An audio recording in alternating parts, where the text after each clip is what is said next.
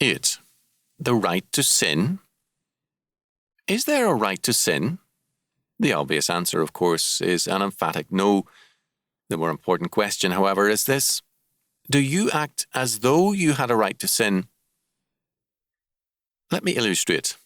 A man who was a church officer, tithed faithfully, was always ready to do some extra work for the church and to help wherever needed, did something clearly in violation of God's law. Confronted with his deliberate sin, he excused himself to his pastor, saying, "I know it's wrong, but when you figure out how much I do for the Lord, I think I'm enabled to a little exemption now and then."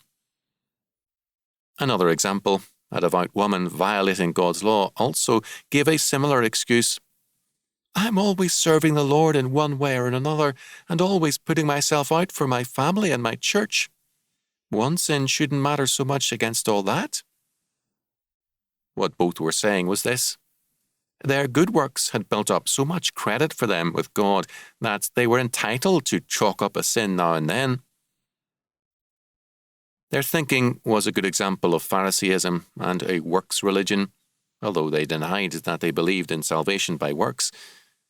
All the same, in terms of their bookkeeping, they had supposedly earned the right to sin now and then. Such thinking despises God and His law. It assumes that God owes us something for our good works, whereas it is we who owe God everything and can never put God in our debt.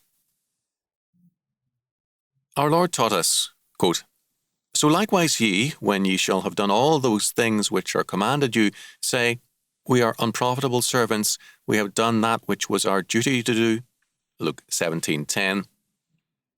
Whatever God gives us is always an act of grace.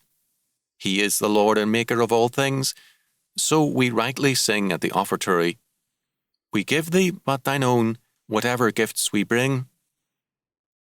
Moreover, sin is not a right nor a privilege, but an offence, a way of death, whereas righteousness is not only a duty, but the privileged way of life.